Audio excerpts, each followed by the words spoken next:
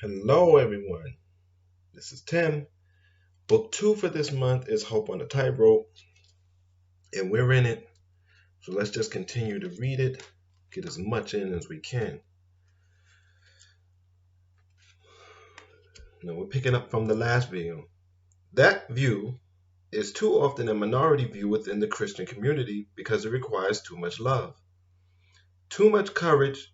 Who wants to pay the ultimate cost like Brother Mega Evers? People are too scared. I understand that. I still love them. I affirm Mega's courage because he dared to look at the world through the lens of the cross and pay the ultimate price.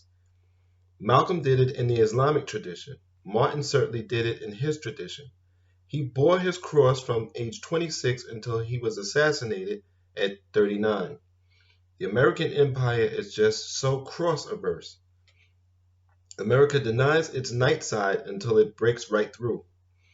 There's no direct reference to slavery in the original U.S. Constitution. That's not just a slight gesture, that's lying. You can't get away with that. You end up fighting a civil war over an institution not invoked in the Constitution. That's a level of denial that's incredibly deep. You think you're innocent, yet you've created the catastrophe right in your midst.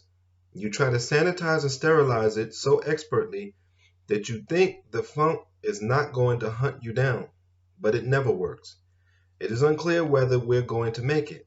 I'm not an optimist at all. Brother Barack Obama says he has the audacity to hope. I say, well, what price are you willing to pay? Now we know he wasn't willing to pay anything. It's no longer enough to be willing to die. You have to be willing to live the truth. Somehow you have to be able to walk that tightrope. We have too much cynicism around here. It's too easy. There's too much pessimism. Pessimism and optimism are the flip sides of the same coin. We should reject the whole coin. When you're optimistic, you can stand apart to see how things are going.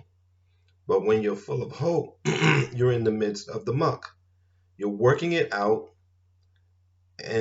with love power and a commitment to justice. Your unshakable connection to the story and tradition that shaped you is what sustains you. We have to expose the social breakdown that produces the conflict that separates human beings from hope and courage and discipline and risk taking. We need to be true to ourselves. I say that to Brother Barack Obama all the time. That's above all. To thine own self be true. And it must follow as the night, the day. That canst not then be false to any man. To be true to yourself means finding yourself. This became something of a challenge for Sister Hillary Clinton. You need to have a self to be true to. You can find yourself, but what self is it? What's the substance of it? You can't discover it by simply checking the next poll. And I'm not speaking just about Sister Hillary. This is what happens to most politicians. I pray to God that Obama is never reduced to that. American politics has a way of grinding the best out of a person. It squeezes their hope into cheap optimism. It reduces their prudent judgment into opportunistic behavior. Now we know Obama was always opportunistic. He was just the biggest salesman ever to come down through the American society. When Martin King was killed 40 years ago, something died inside all of us. If someone that morally sublime yet human can be murdered, that's not the stuff for sustaining people's sense of courage, struggle, and sacrifice. They begin to turn away and say, my God, America doesn't have the capacity to treat the masses of black people decently or humanely. Middle-class Negroes may make the mainstream comfortable, but the mainstream isn't going to treat Tawanda and Tyree on the block the same way. That's who Martin stood for. He didn't stand for just middle-class entree into the upper echelons of society. He wasn't against it, but it was not what he stood for. People say, you know what, Brother West? I understand what you're saying. It's fascinating that you're still tied to the 60s, but I think I need to become more well-adjusted. Well-adjusted to injustice? I wouldn't put it that way, they say, but you need to tone things down. You have too much rage and righteous indignation. I mean, you won't go Jeremiah right on me, will you? I need somebody to tone things down a bit for me to be able to go on about my business. Everybody has a different orientation, I reply. I don't believe everyone needs to have the same righteous indignation that I do. I'm a Christian, so I have Jesus in the temple. I have a martyr against the marketeers. So we'll pick up in the next video. And basically, we're dealing with the American lie. And one lie leads to another lie, leads to another lie. And it's just one big lie that you can fix this country without fixing race. Slavery was racialized. Slavery was the fuel.